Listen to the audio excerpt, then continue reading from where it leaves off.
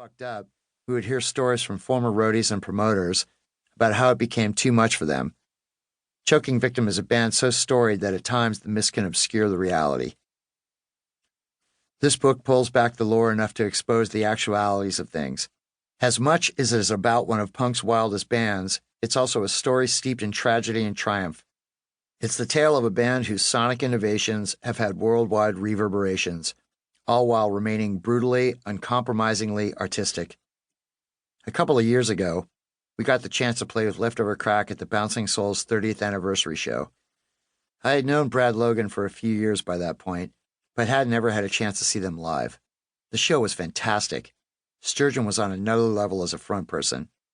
After the show, I heard stories of an interband parking lot fight. No matter how much you try and separate the band's creative output from the strife, one has to understand how it informs the music. This is the reason why their music has always stood out. Leftover Crack's music is inseparable from the lives they lived.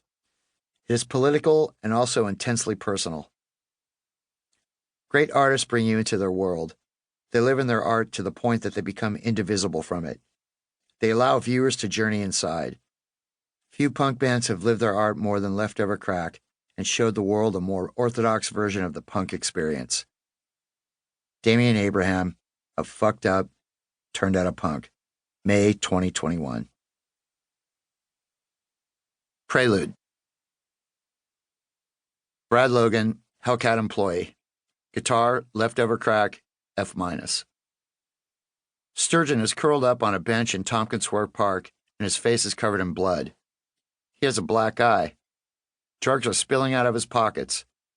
I'm supposed to be Hellcat Records' A&R guy, and I'm supposed to be helping record Choking Victim's album, which we just started. Sturgeon looks up at me and mumbles, "I'm not recording today. I quit. I walked over to Squirt's house and he punched me. That's it. It's over." I am supposed to fly back to California and tell Tim Armstrong that we recorded the Choking Victim album and that it was amazing and everyone would love it. Instead, the band had gotten into a fistfight, the singer had gotten his ass kicked, and they were breaking up on the second day of recording. So much for being an A&R guy, I thought. How could anyone be in a band with these guys? How did I get in this situation? How could things get any worse?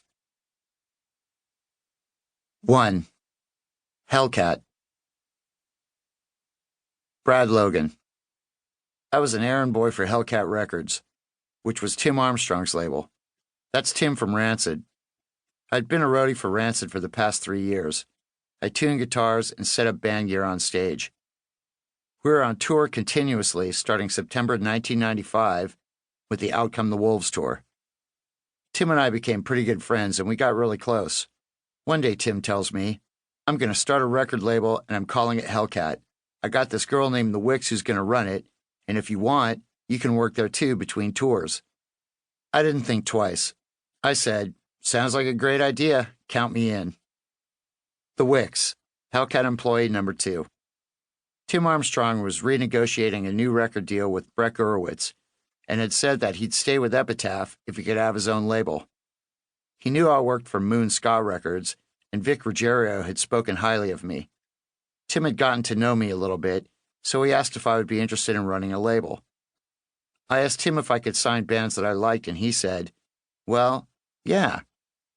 Tim is a really gracious guy, and he's really open. What I saw and learned a lot from him was a lot of humility and respect to everyone. He believed in me.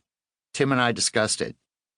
We wanted the bands to have full artistic control, but we wanted to get them out there, and Epitaph had Sony distribution across the world. Charlie Ackerman, Hellcat employee number 3.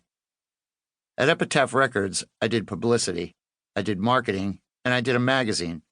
Then when I worked at Hellcat Records, I was the number 3 employee, and the Wicks was number 2, before Chris Lascelles.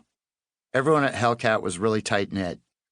I was 14 years old when I started there, and I was 16 when I met Brad Logan. I literally grew up at Epitaph Records. It was my high school and college. Christina White, Epitaph Records, Radio and Publicity Department. I think that Charlie Ackerman was one of the first people to have inside knowledge at the label. Charlie was a teenager. He was Brett's cousin or nephew or some shit. That motherfucker was like 15 or 16 years old, rolling around with